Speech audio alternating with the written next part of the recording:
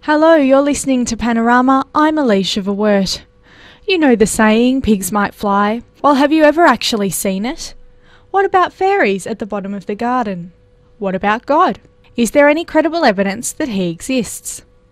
Atheism is on the rise in Australia, but little is known about this rational approach to life. I spoke to David Nicholls, president of the Atheist Foundation of Australia, and asked him to explain a little bit about atheism. It's been in the interest of all religions to misrepresent atheism because they figure that if we're right, then of course they're wrong. And so they've vilified atheism forever. It's quite silly because the word atheism is derived from the Greek atheos, and it has the prefix a, which means without, and theos, which means deity. So anyone who is without a god in her or his life is an atheist. Many people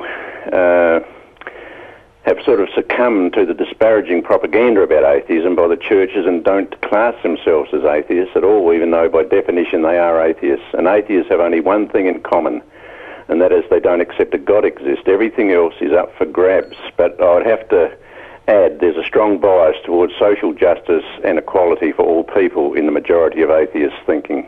So why do you think it is important for young people to know about atheism?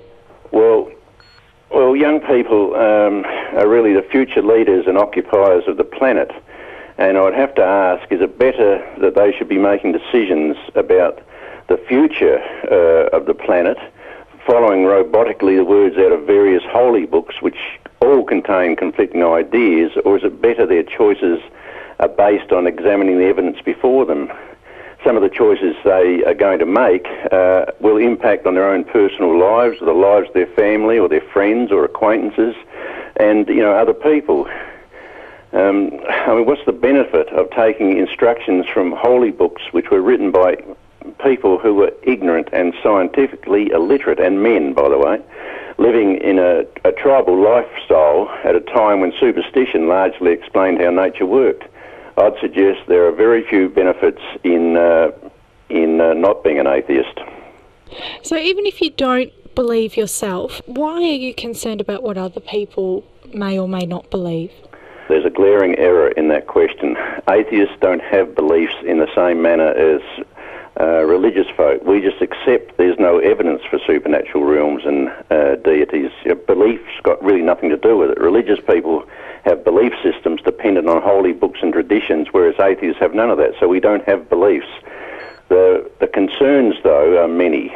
We are concerned that women are treated as second-class citizens by all religions and are brutally dealt with in many countries because of religion. We are concerned that same-sex oriented people are at the best marginalised and at worst killed because the faith imperative has a narrow view of human sexuality. We're concerned that science is under threat with creationism posing as science. We are concerned that many social issues don't get a fair hearing because of the interference by religion. Some of them are like voluntary euthanasia, adequate sex education for children and abortion rights. And I think everyone should be concerned about the $30 billion, and I'm not joking here, the $30 billion or so that goes untaxed each year in Australia because of religion. And it's no good bringing up the charity argument against that, because only a very small percentage of that money is anything to do with charity. So you mentioned just then about religion. Earlier in the week, Attorney General Rob Hulls has agreed to protect the rights of church-run organisations to discriminate against those who may undermine church beliefs. What do you make of this decision? Well, I was very unhappy with it, as I think every citizen should be. It's not a matter of concern just for atheists, it's a concern for democracy.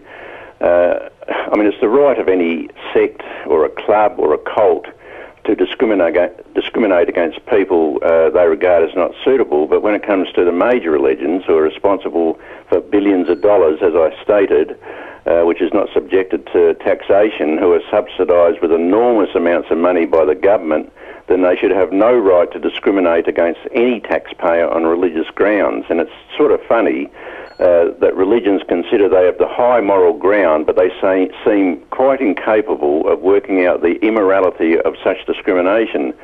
It shouldn't happen especially as only 8% of people in Australia are interested enough in religion to attend church.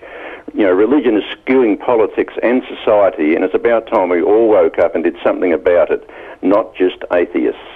Now, I understand that you are actually going to spread the word about atheism. What is coming up next year that's important to you? We have a very exciting event, and it is called the Global Atheist Convention in March next year, and it's titled The Rise of Atheism.